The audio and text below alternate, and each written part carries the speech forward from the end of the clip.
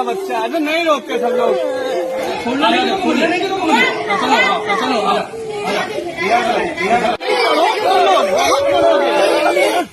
चलो रोते नहीं, आएंगे पक्का आएंगे दोबारा।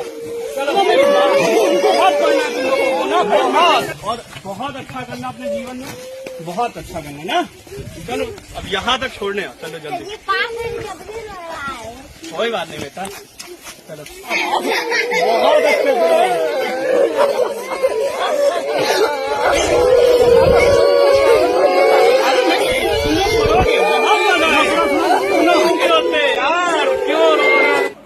कंपोजिट विद्यालय रतिगढ़ में मैं 7 सितंबर 2018 में आया था और 12 जुलाई 2022 को मेरा यहाँ पर कार्यकाल पूरा हुआ। अब तबादला हो गया है, नए शहर जाऊंगा।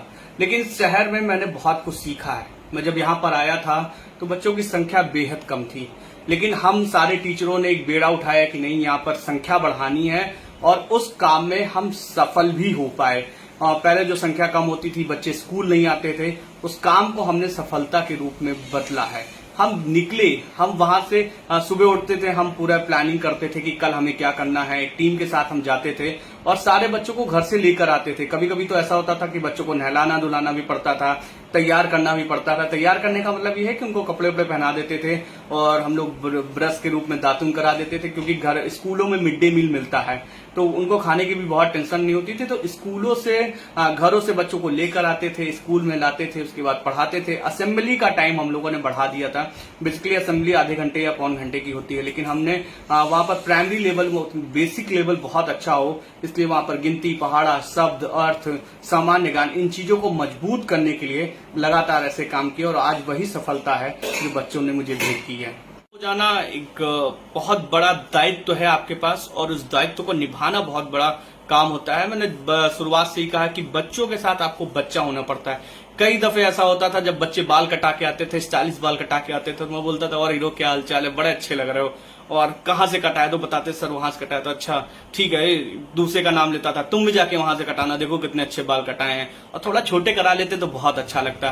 तो आप कभी उनको समझाइए, क्योंकि आप जब डांटेंगे तो वो नहीं समझेंगे, फिर वो गुस्सा करेंगे आपके ऊपर और गुस्से में बहुत सारी चीजें खराब हो जाती। तो आपको करना ये है, एज ए शिक्षक मैं ये मानता हूं कि आपको बच्चों के सामने, उनके सामने जो समस्याएं हैं उनका समाधान सिर्फ आपके पास है।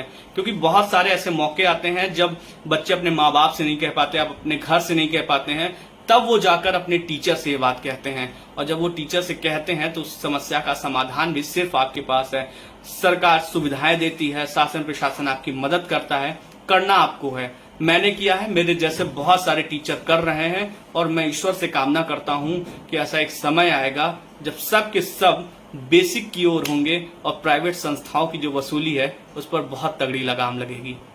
मुझे याद है कि मेरा जन्मदिन था और मेरे जन्मदिन के पहले किसी टीचर ने बताया कि शिवेंद्र सर का जन्मदिन है। तो मैं एक दिन अचानक से जब स्कूल पहुंचा, जन्मदिन के ठीक 1-2 दिन पहले जब मैं पहुंचता हूं तो स्टाफ रूम में जाता हूं, वहां से बच्चे मुझे पकड़ कर ले जाते हैं और कहते हैं कि सर चलिए वहां पर, और गेट के पास ही वो मेरी आंखों में पट्टी बांध देते हैं और अचानक से गेट खुलता है और खूब सारे फूल बरसते हैं। मेरी आंखें बंद हैं, मैं समझ नहीं पा रहा हूं कि ये हो क्या रहा है, और मेज पर एक लड़की अपना दुपट्टा बिछाए रहती है और उस पर केक रखा होता है, और वो भी केक बिस्कुट का बना है जो घर में वो 2-2 रुपए 4-4 रुपए पाते हैं, और उसमें से भी कुछ चॉकलेट भी लगी हुई हैं। तो वो पल मेरे लिए इतना यादगार रहा। वो केक मेरी जिंदगी का एक ऐसा केक बन गया जिसे मैं अपनी जिंदगी में कभी नहीं भुला सकता। आप लाखों करोड़ों के केक खा सकते हैं, लेकिन प्यार वाला जो केक है ना, वो कभी नहीं खा सकते। और हाँ, अब मैं जब घर लौट कर आया तो मेरे बैग में कुछ बिस्कुट के पैकेट, कुछ नमकीन के पैकेट, वो भी बहुत छोटे छोटे, मतलब 2 रुपए 5 रुपए आसपास थे, ऐसी ऐसी चीजें मिली।